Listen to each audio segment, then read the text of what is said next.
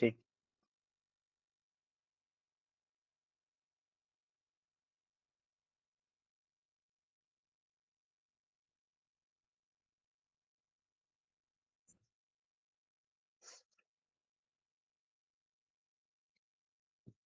Cek. Assalamualaikum warahmatullahi wabarakatuh. Selamat siang semuanya. Pertama saya Waalaikumsalam mau warahmatullahi wabarakatuh. Selamat siang, Pak. siap. Berarti suara saya terdengar dengan jelas ya. Eh, Sebelum kita mulai ya, sebentar ini masih ada yang join. Saya ingin mengucapkan minal aidin wal faizin. Mohon maaf lahir dan batin ya. Nah, kita mudah-mudahan kembali ke fitri, kembali ke kehidupan yang jauh lebih baik, memperbaiki diri, eh, bertobat ya, bertobat dari hal-hal yang dahulunya mungkin pernah ada kehilafan-kehilafan yang disengaja ataupun tidak gitu ya. Nah, saya juga ingin mengingatkan kepada teman-teman semua bahwasanya kuliah dengan rajin gitu ya. Kuliah dengan rajin, tugas semua dikumpulkan, jangan sampai ada yang gagal gitu ya di mata kuliah yang diambil seperti itu. Nah, lebih khusus mata kuliah saya, biasanya saya nggak menggagalkan seorang kalau seandainya dia rajin masuk dan tugasnya full gitu ya, selama kuliah online. Tapi kalau kuliah offline pernah saya menggagalkan seperti itu karena memang tidak eh, mencapai requirement yang disyaratkan gitu.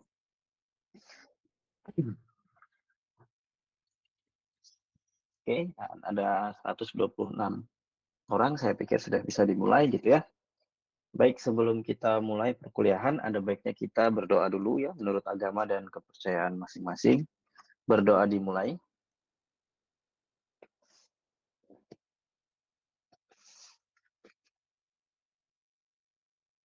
Amin ya, berdoa selesai. Nah, ini kan sudah banyak co-host ya, jadi saya minta tolong nanti dibantu untuk admit teman-teman yang baru join gitu. Nah, kita refresh lagi gitu ya. Jadi, batu bara tuh punya karakteristik yang unik sekali ya. Jadi semua material yang carbon based material, semua material yang berdasarkan karbon, batu bara ini kan tersusun dari karbon ya, yaitu eh, karbon gitu ya. Nah, rantai karbonnya kalau saya tidak salah itu ada 9. Nah, kalau seandainya ditambah satu, dia berubah jadi intan ya. Nah, jadi intan yang sangat keras dan sangat-sangat mahal sekali gitu. Nah, jadi mungkin ini ada filosofi di dalam kehidupan gitu ya. Jadi kalau seandainya Wahyu nih ya, Wahyu Ima keputus namanya 112 nih, si Wahyu atau si siapapun gitu ya, merasa bahwa batu bara ini kan adalah sebuah rantai karbon yang rantai karbonnya 9 dan dia tuh kalau digerus itu kan mudah sekali tergerus ya. Nah, dari kekuatan skala Mohsnya mungkin dia ini 1 atau 2 gitu. Nanti coba dicek lagi gitu ya. Nah, tapi ketika dia mengalami tekanan dan temperatur tertentu ya, pressure, ini saya pakai Mohs nih, maaf ya, jadi jelek. Pressure dan temperatur tertentu, ya, nah dia itu bisa berubah menjadi diamond atau intan ya, dengan rantai karbonnya itu 10 gitu.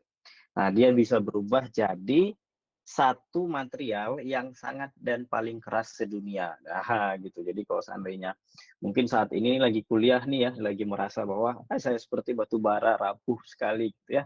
Nah, mudah-mudahan dengan penempaan di temperatur dan suhu yang ekstrim ini, ya teman-teman nanti bisa upgrade menjadi intan gitu, menjadi sebuah material yang paling keras di dunia. Nah, selain itu ya batu bara ini punya karakteristik yang unik sekali ya.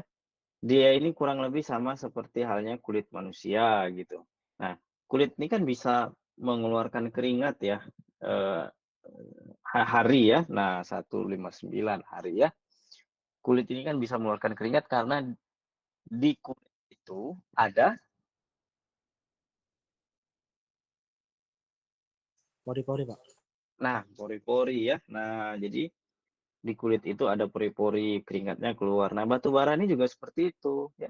Batu bara ini punya pori-pori ya. Nah, seandainya ini batu bara ini punya pori-pori gitu. yang pemanfaatannya tuh banyak sekali gitu, banyak sekali pemanfaatannya, ya. Nah, hari ini kita akan bicara bagaimana pori-pori yang ada di batu bara ini, itu akan dimanfaatkan ya sebagai media ini nih, ya, CCM, coal mine methane atau biasa disebut dengan CBM, coal bed methane ya, coal bed methane. Nah ya, biasanya seperti itu. Gimana cara CBM ini terjebak? Nah, CBM ini ya adalah sebuah gas metana yang ada di tambang bawah tanah ya, underground mining, underground. Sebenarnya di tambang terbuka juga ada, tapi sangat jarang kasus CBM meledak di tambang terbuka. Biasanya dia itu di tambang bawah tanah dan pemanenannya juga biasanya tambang-tambang bawah tanah yang dipanen CBM-nya. Nah, pertanyaannya adalah kita refresh lagi kemarin sudah dijelaskan, kenapa coal bed methane yang ada di tambang terbuka itu kita tuh jarang sekali mendengar tambang terbuka tuh meledak karena adanya coal bed methane gitu, yang disebabkan coal bed methane atau CBM gitu. Kenapa? Karena ketika tambang terbuka, jadi kalau seandainya kita ini adalah sebuah ilustrasi dari pit tambang gitu ya. Nah, misalnya kita nambang di sini, nah konsentrasi CBM ini yang keluar itu kan akan kalah dengan konsentrasi oksigen yang ada di sini di luar gitu ya. Sehingga dia itu tersebar secara merata. Ya, konsentrasinya sangat kecil sehingga jadi kalau seandainya di sini ada segitiga api pun ya, apa segitiga api? Pertama bahan bakarnya adalah CBM, yang kedua adalah pemicu atau apinya, yang ketiga adalah oksigen. Nah, ketika salah satu dari tiga segitiga api ini tidak memiliki konsentrasi yang cukup atau dalam tanda kutip jumlahnya sedikit, maka dia tidak akan terbentuk ya, terbentuk pembakaran. Nah, karena CBM-nya ini langsung terekspos ke sana kemari gitu ya, maka dia tidak memiliki sumber daya yang cukup untuk terjadi ledakan. Ya, kurang lebih sama lah seperti misalnya si Mesra Fazila ya. Mesra ini kentutlah dia di lapangan sepak bola yang luas sekali itu ya, katanya. Oh, ternyata ketika kentut sangat sedikit orang yang mencium baunya gitu ya. Tapi si Dava nih kelas lagi padat gitu ya, ditutup pintunya, AC mati ya, di kelas yang ukuran 3 kali atau lebih kecil lagi ya, 1 kali 2 misalnya ya, kelas private, kentutlah si Dava ini. Ya, itu baunya naudzubillah. Nah, kurang lebih ilustrasinya tuh seperti itu gitu. Nah, itulah yang menyebabkan CBM ini kasus-kasusnya itu banyak ditemukan di tambang bawah tanah seperti itu. Ledakan-ledakan di tambang bawah tanah. Nah, kalau seandainya saya ilustrasikan, ini adalah hasil foto SEM. Jadi teknologi sekarang tuh udah canggih ya. Ini namanya tuh SEM. Scanning Electron Microscope. Scanning Electron Microscope. Nah, ya. Ini adalah sebuah mikroskop elektron yang bisa melakukan perbesaran sampai dengan bahkan 100.000 kali. Nah, jadi kalau teman-teman pakai mikroskop cahaya, ya mikroskop cahaya itu kan perbesaran itu sampai 100 kali, 500 kali, 200 kali gitu ya. Nah, mikroskop optik gitu ya, yang teman-teman praktikum biologi. Nah, tapi kalau SEM, Scanning Electron Microscope, itu bahkan bisa melihat bakteri. Ya, itu bisa melihat sesuatu dengan perbesaran hampir 100.000 kali gitu ya, 200.000 kali tergantung jenis dan tipenya. Jadi kalau batu bara itu di zoom, itu dia tuh kayak gini nih. Nah ya, kalau di zoom tuh pakai SEM.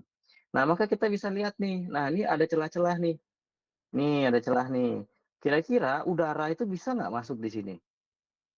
Nih ya, bisa dong ya, udara itu terjebak di sini. Atau CBM tadi bisa dong terjebak di sini ya, CBM-nya terjebak gitu ya. Nah, jangankan di sini pun ya kalau seandainya kita zoom lagi, ini kan misalnya 10.000 perbesaran. Misalnya saya foto lagi di sini sampai 100.000. ini akan muncul lagi perbesarannya ya. Bisa jadi di sini itu bentuknya seperti ini lagi, ada rongga-rongganya gitu ya. Nah, maka bisa terjebak dia di sini gitu. Ya, gas-gas itu, CBM-nya. Sehingga ketika dia terjebak di sini, nah itulah yang akan nanti kita manfaatkan, kita panen gitu ya. Untuk jadi salah satu sumber energi yang non konvensional, seperti itu. Nah, batu bara tadi ini mau saya gambarin jadi jauh lebih sederhana nih, ya, supaya mudah untuk dipahami gitu ya.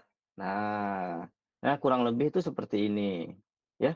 Nah, jadi yang ini tadi, yang ini, itu saya analogikan di sini nih. Nah, ini nih. Nah, ini ya.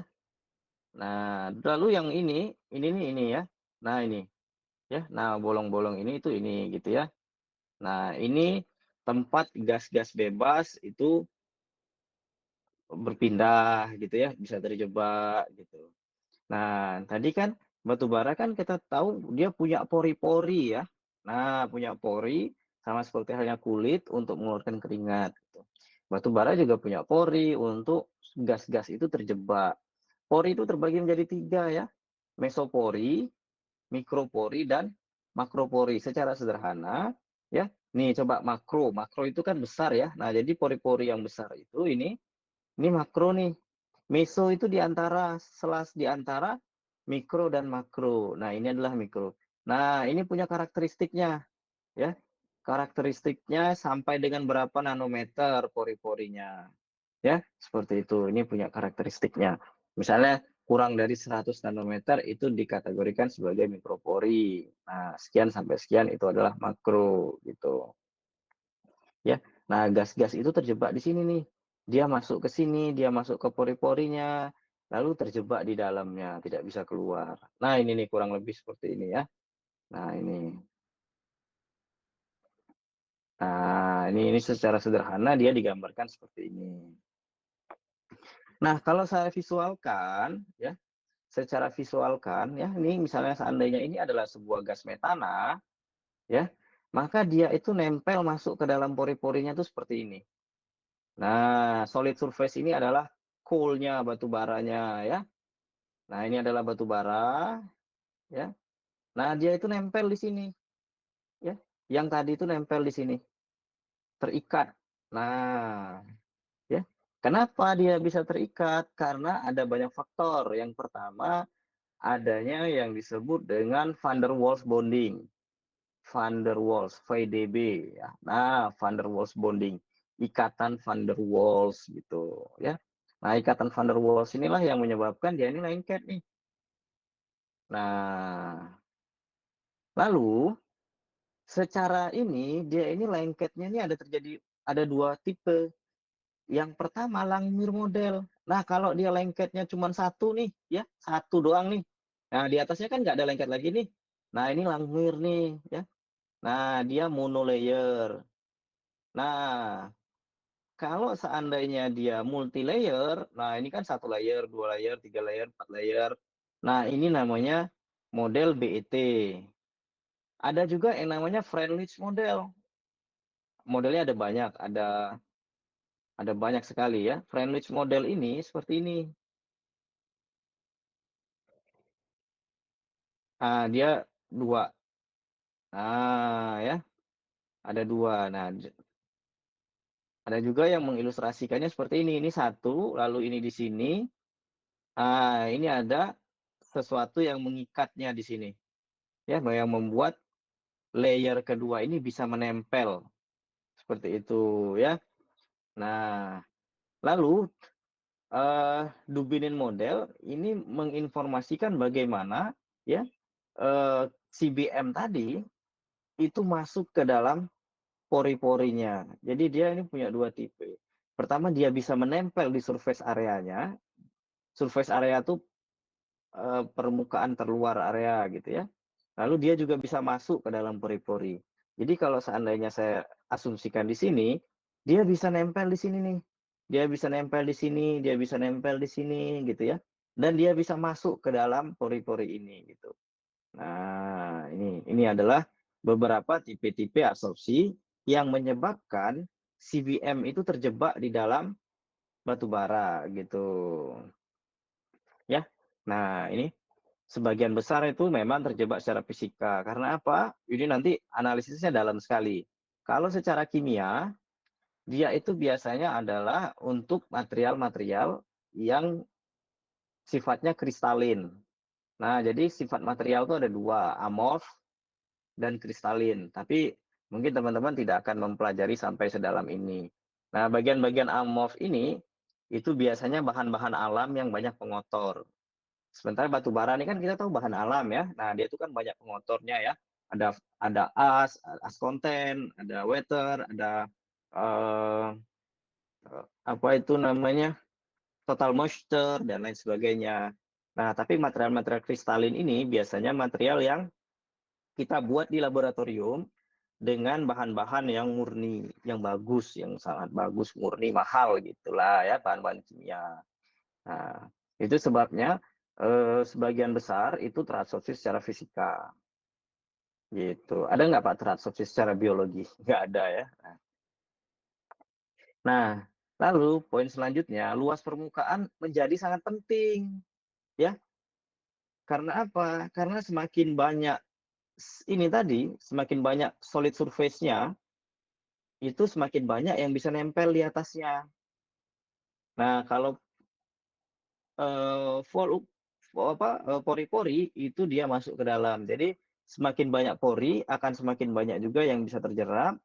Semakin tinggi luas permukaan, semakin banyak juga yang terjerap seperti itu. Sampai sini ada yang bingung nggak? Nggak apa-apa kalau bingung terlalu cepat karena kita ini kan apa ya, kuliah online ini kan banyak keterbatasan gitu ya. Silahkan disampaikan saja. Nah, ini nih si Ramadhani Putri. Silakan tanya Ramadhani.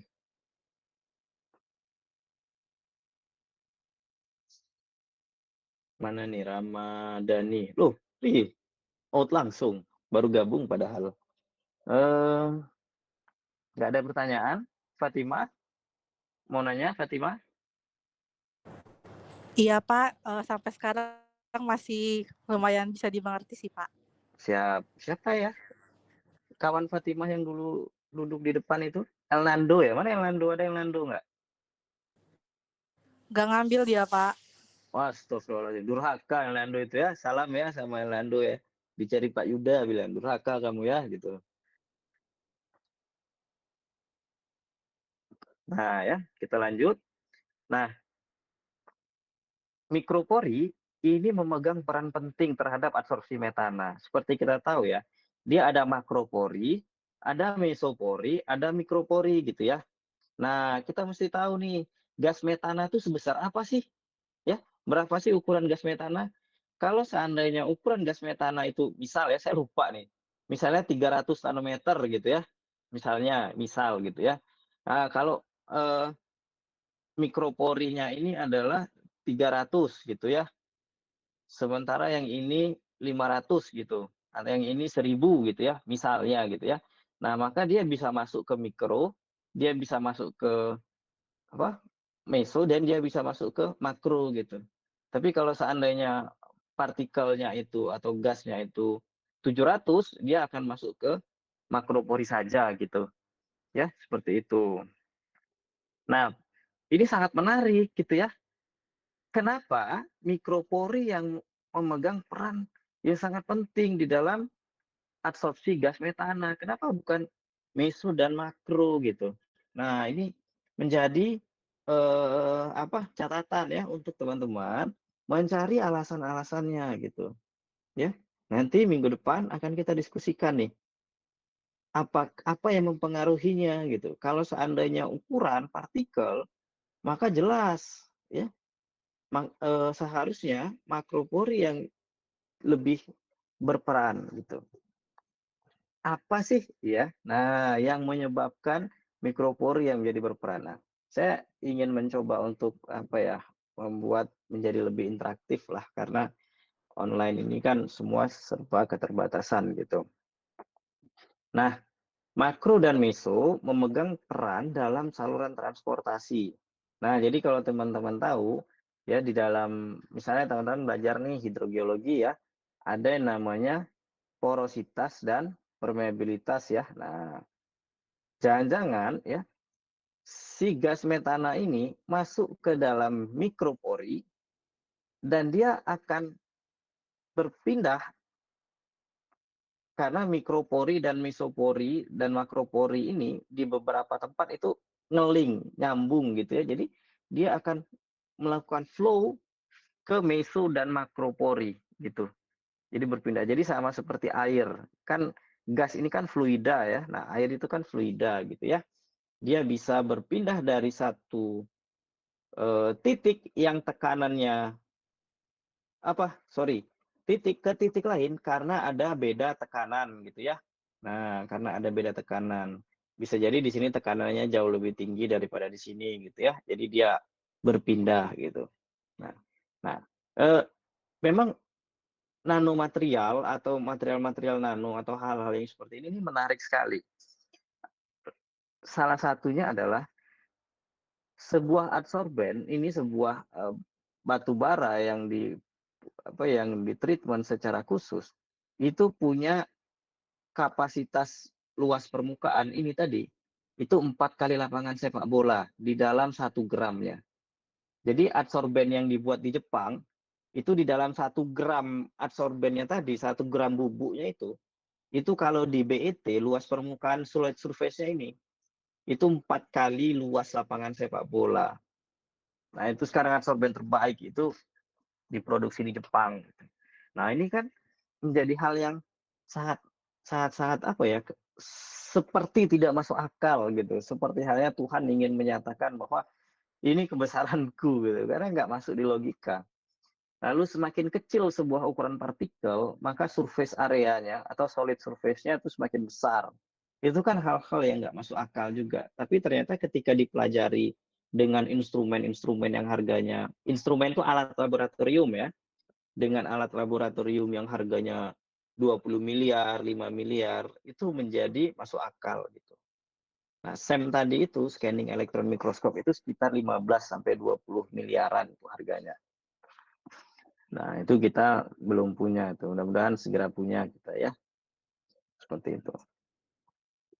Nah, matrix dari coal tadi kalau seandainya mau dibikin rapi lah ya, mau dibikin rapi, itu seperti ini kurang lebih ya. Jadi kalau ini batu bara, nah ini CH4-nya ini terjebak di sini. Nah, yang tadi saya sebut dengan van der Waals bonding karena dia ikatannya fisika ya, ikatan fisika itu disebabkan oleh van der Waals bonding di sini nih. Dia nempel di sini. Nah, ya. Van der Waals bonding, ikatan fisika, sebenarnya absorpsi ini tidak hanya di mata kuliah sumber daya energi dan konvensional, tapi pemanfaatannya luas sekali. PPT juga seperti itu ya. Polutan-polutan di air asam tambang itu menempel di adsorben itu karena adanya van der Waals bonding seperti itu. Lalu juga penyerapan atau absorpsi obat di dalam perut manusia ya, di dalam kehidupan manusia. Misalnya teman-teman minum obat nih, tadi malam nih saya misalnya diare gitu ya, terus saya minum norit nih. Nah, norit itu kan adsorben gitu ya. Nah, norit itu menyerap menyerap racun-racun yang menyebabkan saya diare gitu ya, diserap di dalam ke adsorbennya. Karena ada apa? Van der Waals bonding gitu. Nah, jadi pemanfaatannya ini luar biasa luas dan menyangkup seluruh aspek lini kehidupan manusia. Nah, ya, nih mikropori itu ya ukurannya yang lebih kecil daripada 2 nanometer. Ya, 2 nanometer ini mikropori.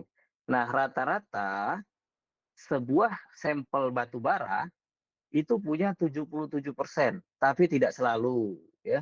Jadi jangan batu bara itu pasti mikroporinya 77%, tidak selalu. Nah, ini diuji dengan namanya BET yang tadi ya. Nah, ini nanti diuji dengan BT. Instrumennya atau alatnya nanti ada fotonya gitu ya. Nah, mesopori itu 5%, makropori 15%. Klit dan rekahan ini ya. Nih, klit ini yang tadi tempat apa namanya udara lewat ya. Nah, dan rekahan-rekahan, saya ada rekahan gitu ya. Nah, ini kurang lebih 3%. Tapi tidak selalu seperti itu ya. Jadi tiap sampel itu akan punya karakteristik yang berbeda-beda gitu. Jadi kalau seandainya, oh Pak, saya magang di Bukit Asam gitu. Terus si B magang di Antam. Antam mah nggak nambang ini ya, betul. Si A tuh di Bukit Asam, si B di tambang apa batu bara B lah ya. Nah, si C tambang batu bara C gitu. Nah, ini karakteristiknya ini akan berbeda-beda gitu ya. Nah, karakteristiknya akan berbeda-beda gitu.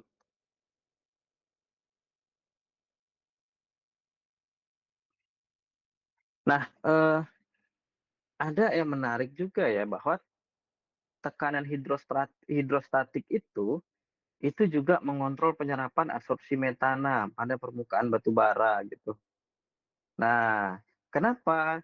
Karena diasumsikan ya, jika tekanan hidrostatiknya itu tinggi ya, misalnya ini batu bara ya, saya gambarkan batu bara. Tadi kan punya pori-pori ya. Nah, punya pori-pori ini makropori, mesopori, mikropori gitu ya.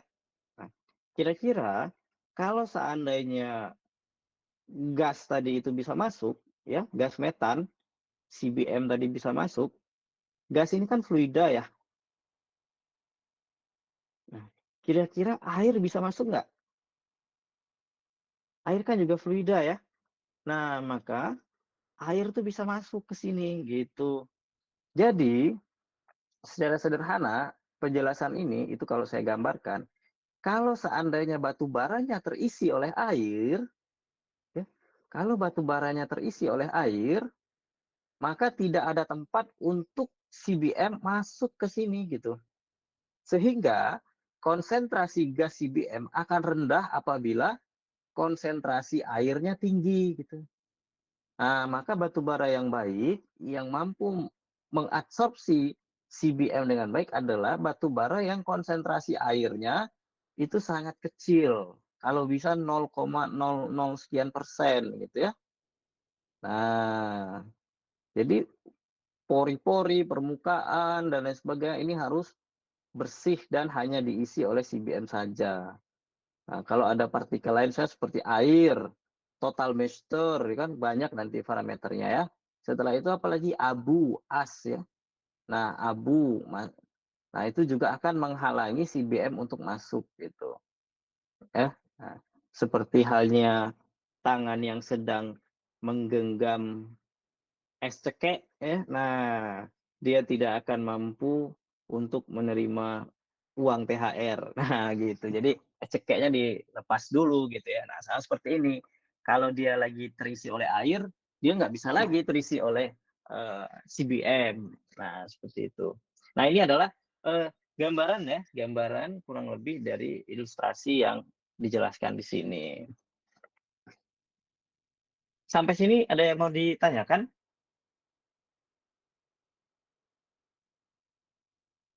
Oke, lanjut ya. Nah, tadi kita bicara porositas, permeabilitas sudah disinggung secara singkat gitu ya. Nah, porositas adalah kemampuan dari batu bara menyerap, mengabsorb atau menyerap, mengabsorpsi atau menyerap CBM tadi. Nah, kalau permeabilitas ya menentukan tingkat transportasi aliran gas ya. Nah, sama seperti hidrogeologi gitu ya. Jadi kalau seandainya CBM-nya itu sudah terjebak di sini, untuk CBM itu berpindah ke sini, dia itu butuh namanya permeabilitas. Nah, ya. Nah, untuk pindah dia perlu permeabilitas, untuk ngalir dia perlu permeabilitas. Jika tidak dia hanya akan terjebak di sini saja. Jadi CBM-nya tidak terdistribusi merata, gitu ya. Nah, tidak terdistribusi merata. Nah, lanjut. Meskipun suatu batu bara memiliki porositas yang tinggi, ya, dia tuh mampu menyerap, ya. Tapi jika permeabilitasnya rendah, aliran gas tidak akan terjadi secara efektif. Nah, jadi kalau seandainya ibarat teman-teman kan belajar hukum Darcy ya, hukum Darcy di hidrogeologi, ya. Nah, itu kurang lebih sama ya. Jadi kalau seandainya fluida itu berpindah ya, nah ini adalah porositas, nah ini adalah permeabilitas. Jadi kalau seandainya teman-teman punya pipa atau apa gitu ya, kalau airnya masuk atau gasnya masuk itu porositas, gasnya lewat, nah ini permeabilitas gitu. Jadi kalau seandainya ini kecil sekali atau ini terhalang, permeabilitasnya kecil, jadi nanti airnya itu akan mengendap di sini saja, tidak berpindah ke sini, gitu ya. Nah, permeabilitas batu bara itu banyak sekali faktornya ya. Permeabilitasnya kemampuan batu bara berpindah dari satu titik ke titik lain. Apa kemampuan CBM tadi berpindah ya, permeabilitas gitu. Banyak faktor, salah satunya adalah faktor geologi ya. Nah, setelah itu pressure juga dong, pressure, temperatur juga ya, ada banyak lagi gitu ya faktor-faktornya. Nah, sebenarnya ini adalah alat uji desorpsi yang sudah jadul sekali gitu ya. Bukan sudah jadul sekali, maksudnya ada alat yang lebih canggih daripada ini.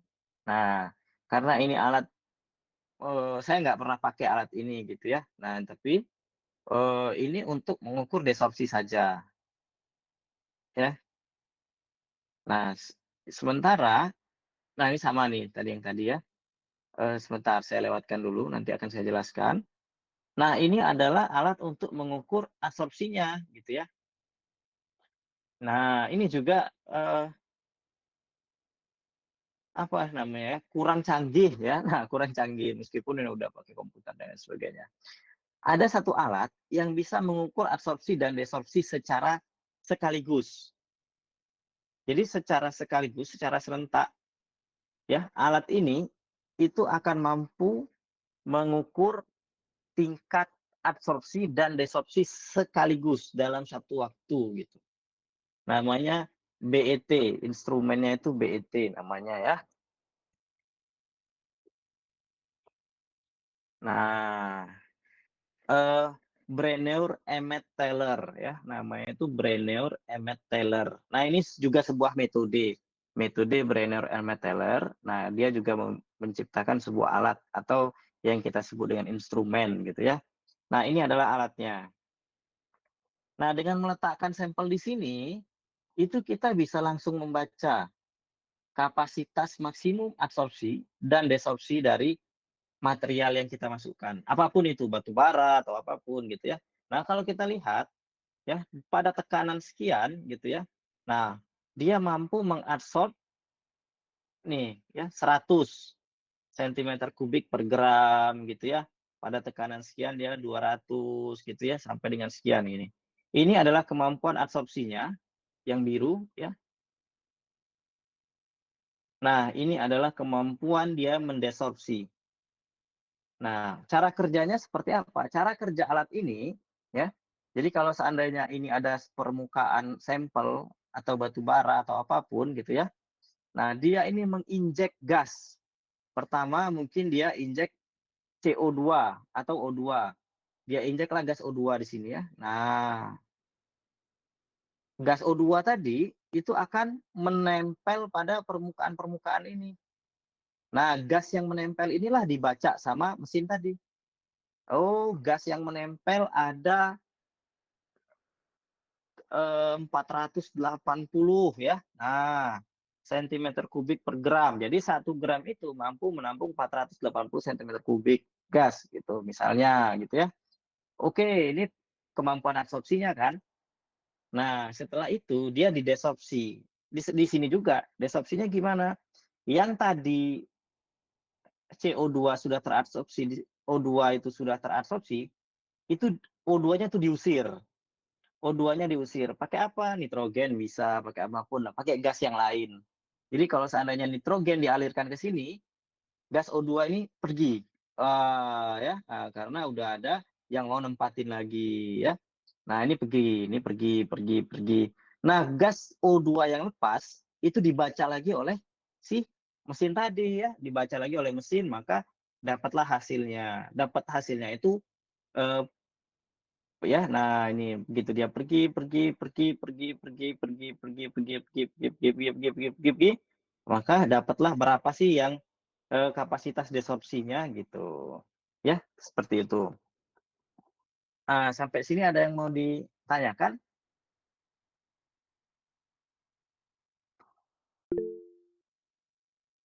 Dapa ya, silakan Dapa. Izin Pak, berkaitan hal tadi Pak, kan itu kan yang dihitung jumlah udara per gram Pak ya. Mm-mm.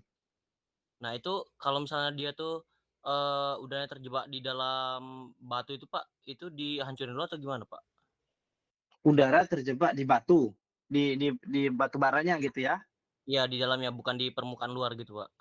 Oh, ketika BET ya. Nah, ketika ini menarik nih. Saya jelaskan. Oke, ini ambil yang di sini deh. Nah, ya. Oh, dia terjebak di sini ya, Dava ya. Di dalam sini misalnya ya. Iya, Dava.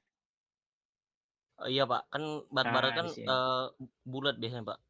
Iya, di sinilah ya. Nah, nih di dalam sini ya. Nah, ketika dia dialirkan oleh nitrogen N2 ya. Nah, nitrogen itu juga akan masuk ke sini. Nah, perlu digarisbawahi ya bahwa molekul nitrogen ini ya itu jauh lebih kecil daripada oksigen gitu. Nah, sehingga kalau dia ada di sini, nitrogen ini akan mampu masuk ke dalam sela-sela ini yang bahkan yang jauh lebih kecil gitu. Nah, itu sebabnya kadang proses desorpsi ini angkanya melebihi absorpsi gitu. Ibarat kita terima 50.000 kok keluarnya 70.000 gitu. Nah, gitu. Nah, ini karena biasanya misalnya nitrogennya jauh lebih kecil molekulnya. Jadi dia mampu masuk ke dalam sela-sela yang bahkan lebih kecil daripada oksigen ini masuk gitu. Sama halnya seperti halnya teman-teman ngisi angin ban mobil ya atau ban motor teman-teman gitu ya.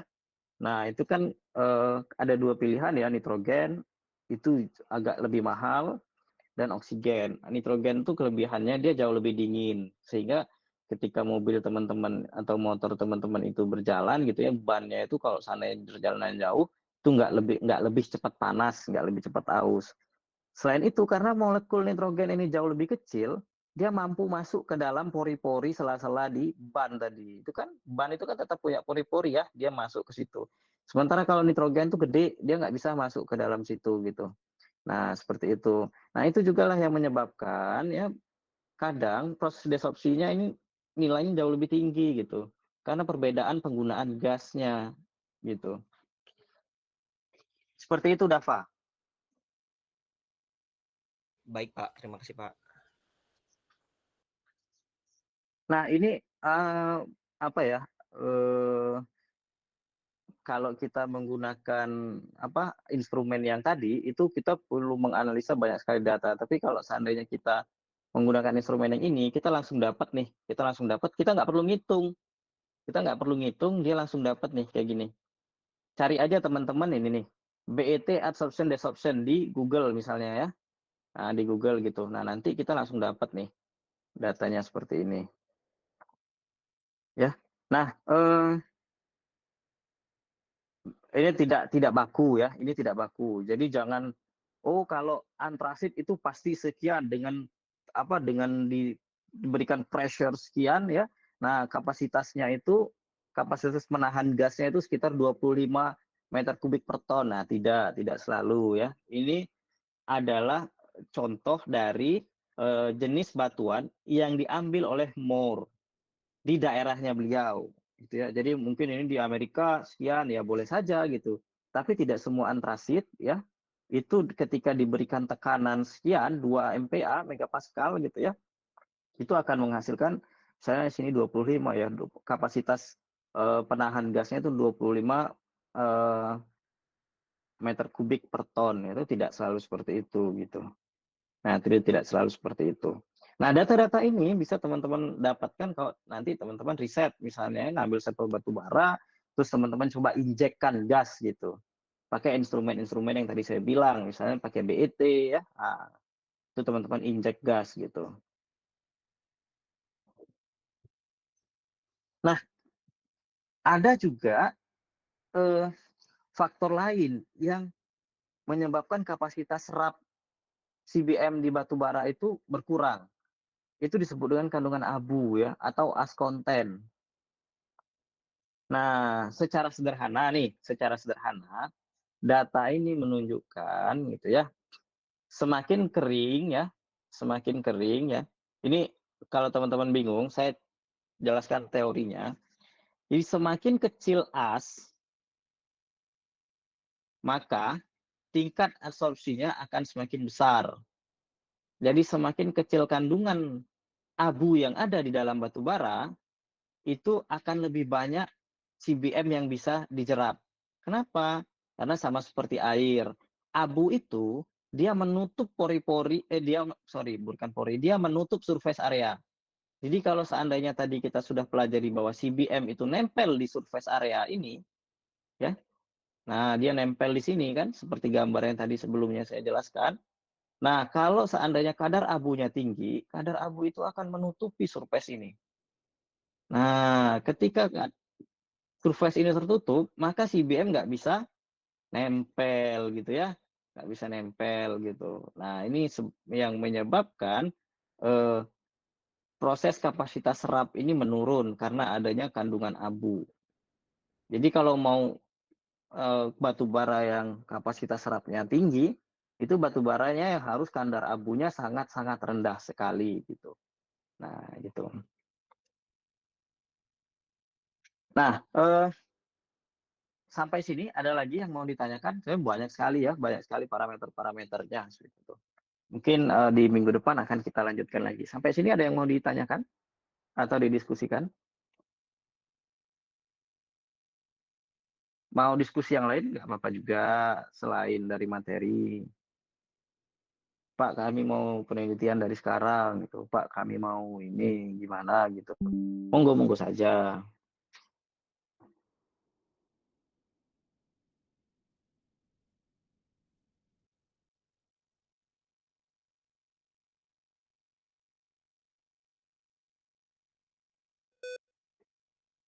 Oke, nah kita lanjut ya. Jadi batu bara itu dia kan nggak cuma 100% karbon ya. Nah, ada banyak sekali pengotor-pengotornya, ada banyak sekali. Jadi teman-teman tuh ada yang namanya instrumen XRF, X-ray fluorescence. Nah, teman-teman bisa cari itu ya. Instrumen ini itu kalau XRF itu ada dua, ada yang apa? Instrumennya itu tetap ya nggak bisa dipindah-pindah ya, itu gede banget gitu ya. Ada yang portable, portable itu kayak tembakan dia. Jadi nanti dia ditembakkan ke batu bara ini misalnya coal, ditembakkan, ditembak, di sini kebaca nih. Kandungan batu baranya ada apa aja? Oh, karbon 90%, vitrinit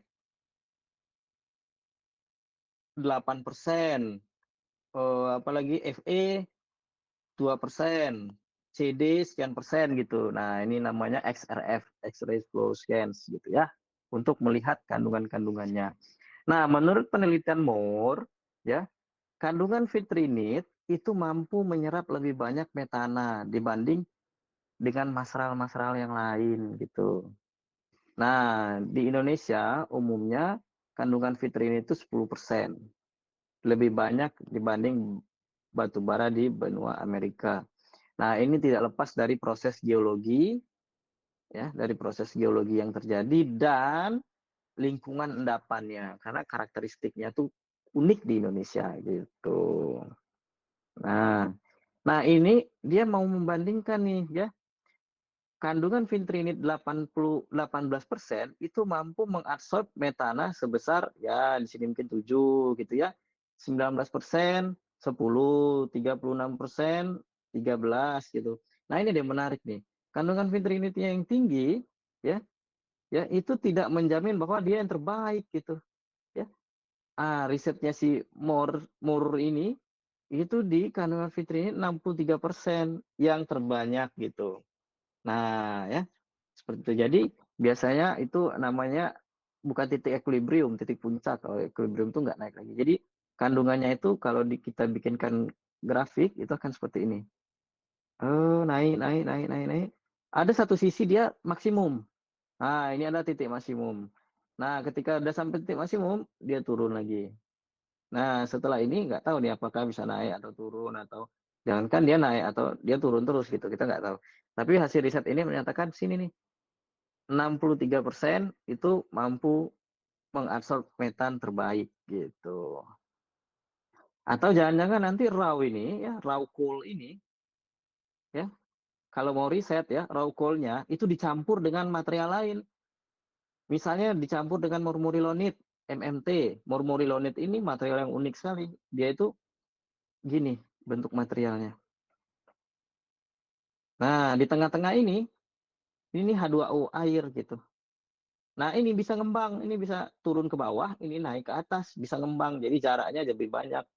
Nah, ketika jarak ini lebih banyak, ya H2O-nya kita keringkan, kita isi dengan CBM misalnya. Oh, bayangkan Anda bisa mengabsorb lebih banyak lagi kalau seandainya raw coal ini itu kita kombinasikan dengan MMT, mormurilonit gitu.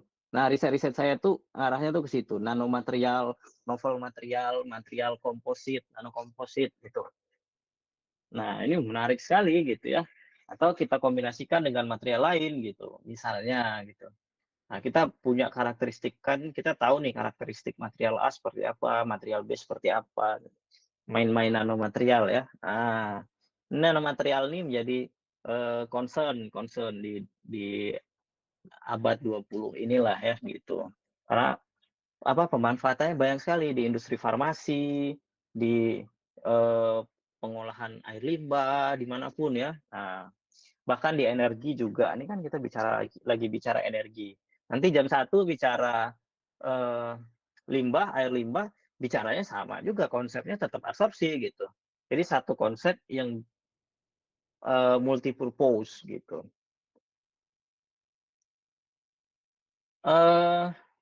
Nah, ini ya, ini coal mine metan ya. Nah, ini doang namanya definisi-definisi doang. Nah, kenapa sih kita itu perlu mengelola coal mine metan atau CBM tadi, coal bed metan? Karena mampu meningkatkan safety nih di TBT. Karena kalau ini tidak dikelola, tidak diolah, tidak diambil, TBT itu cenderung akan gampang meledak. Kok meledak. Nah, yang kayak di video-video yang ada orang pakai helm nggak ada kaca itu kan meledak katanya itu kan. Nah, gitu. Ya. Nah, di Cina itu ya pada tanggal 29 Maret 2013 tambang Babaujin itu 52 orang meninggal karena tambang bawah tanahnya meledak gitu ya.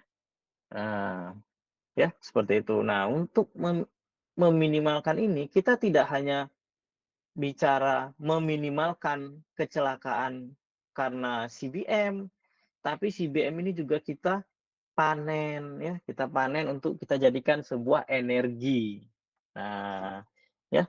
Nah, ini menjadi PR gitu ya, menjadi PR karena yang menarik adalah kalau teman-teman ini yang bisa ngitung produktivitas tuh banyak, yang bisa ngitung produktivitas tuh banyak, yang bisa tahu PC 200 bisa nambang, PC 600 dipakai untuk ini, PC 2000 dipakai untuk ketika produksinya besar, kalau sangat besar sekali bisa pakai BWE, itu banyak ya.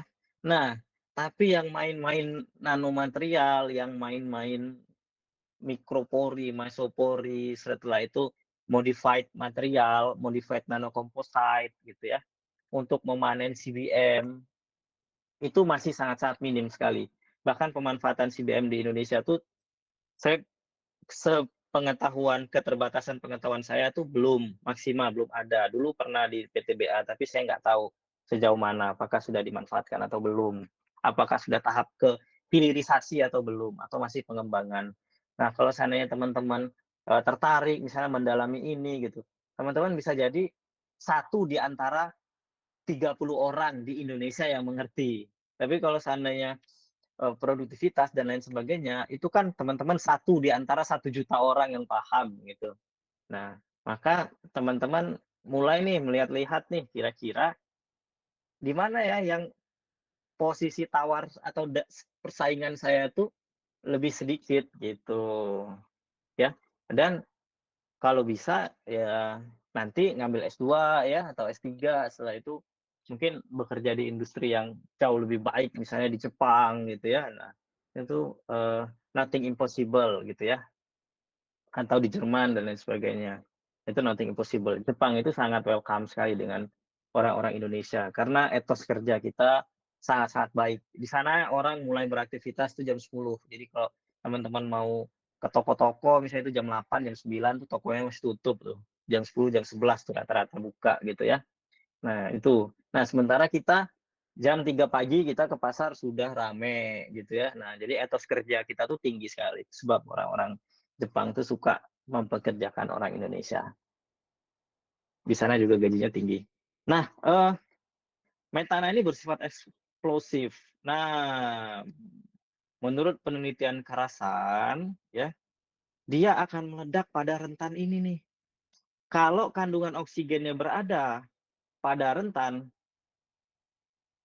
saya tarik nih, kira-kira 18 sampai dengan 22%, ya.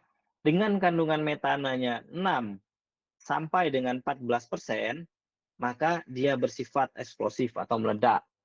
Jadi kalau metannya di bawah 4%, oh dia mungkin nggak meledak-meledak amat lah ya, kayak petasan mungkin ya, mungkin gitu. Tapi jangan dicoba gitu ya, kecuali safety-nya udah sangat baik di laboratorium dengan safety yang sangat baik gitu. Karena apa? Ingat segitiga api ya. Nah, ini adalah bahan bakar, ini adalah oksigen, ini adalah pemicu. Nah, ya. Nah, bahan bakarnya apa nih? Metan, CBM, oksigennya oksigen, pemicunya apa? Apapun ya, api percikan kah, gesekan di antara dua benda padat yang menghasilkan percikan api atau memang ya api yang dinyalain gitu. Nah, sampai dengan sini ini eksplosif dia. Hasil penelitiannya Karasan. Pak, saya nggak yakin nih Pak, nanti jangan-jangan makin tinggi konsentrasi CBM-nya harusnya lebih eksplosif dong Pak gitu. Jadi kalau seandainya bagaimana dengan kandungan oksigen yang di atas 24% atau 18% ke atas dan kandungan metan yang 20% ke atas. Harusnya dia akan jauh lebih eksplosif gitu. Nah, ini yang harus diteliti lagi ini. Nah, ini juga penelitian tahun 2021. Saya belum dapat update-nya. Apakah ada orang yang melanjutkan penelitian ini untuk mencari tahu apakah secara logika peningkatan persentase kandungan metana dan oksigen itu akan juga meningkatkan potensi meledaknya. Tapi bisa jadi enggak, bisa jadi iya gitu. Tapi si Karasan ini ya, dia membatasi penelitiannya itu pada ini nih, pada data ini. Nah, pada data ini ya. Nah, dia coba lalu dia dapat nih, oh rentan segini ini sampai sini yang meledak gitu. Gitu, yang eksplosif. Rentan ini enggak meledak. Kenapa? Nah, mungkin perlu kita kaji ulang lagi gitu ya. Nah, secara teori seharusnya lebih banyak oksigen dan metana itu maka akan meledak. Atau lebih banyak oksigen tentu tidak meledak. Contohnya di tambang terbuka ya, oksigennya sangat banyak. Gas metananya langsung terhamburkan gitu. Nah, bisa jadi juga ya. Nah, karena oksigen yang terbatas sampai dengan sekian gitu ya. Nah, sebenarnya ini ada faktor juga nih ya. Nah, faktor luas area. Nah, tapi bagaimana dia hanya mencoba untuk meneliti 2 faktor gitu. Nah, ditambah lagi nih faktor ini nih, misalnya oksigen 18% dengan metana yang di antara 4 sampai 14% ini, di luas area 100 hektar misalnya, itu meledak nggak gitu ya. Nah, itu sebabnya riset itu harus terus-menerus dilakukan supaya kita dapat banyak sekali insight, banyak sekali ilmu, supaya pekerjaan di industri itu menjadi aman, tentram. Nah, ini masih banyak sekali ya. Nah, mungkin sampai sini dulu pertemuan kita gitu. Sampai sini ada yang mau ditanyakan?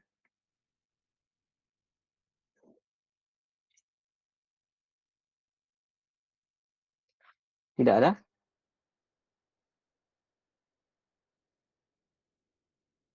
Oke, jika tidak ada yang mau ditanyakan, saya akhiri gitu ya kuliah kita pada siang hari ini. Jangan lupa untuk menyelesaikan setiap tugas-tugas yang diberikan gitu ya. Ya, Duma?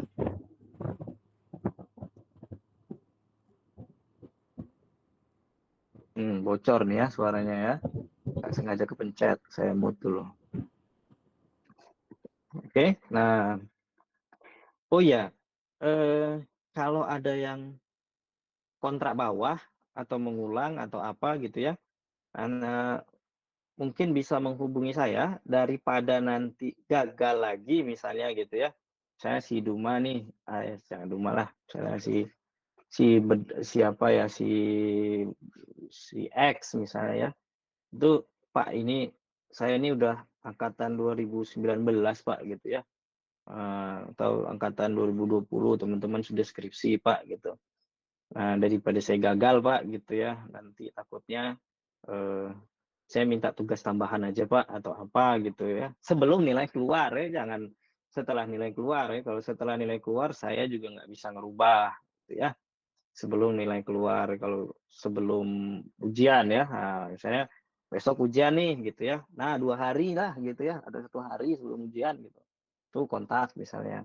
Jadi saya bisa reminder, oh ini anak kalau nggak ditolong lulusnya bisa mundur ya, mundur setahun lulusnya atau mundur 1 semester kan lumayan juga ya. Nah, ini kita pengen semua cepat lulus gitu ya. Oke, mungkin itu dulu dari saya. Terima kasih teman-teman jika tidak ada yang ingin ditanyakan atau didiskusikan. Kalau ada yang mau ditanyakan silakan saja di WA. Kalau belum dibalas di WA lagi aja. Diingatin di reminder, izin Pak mengingatkan gitu ya karena pesannya juga banyak yang masuk gitu. Terima kasih teman-teman. Selamat siang. Billahi taufik wal hidayah. Assalamualaikum warahmatullahi wabarakatuh. Waalaikumsalam. Waalaikumsalam.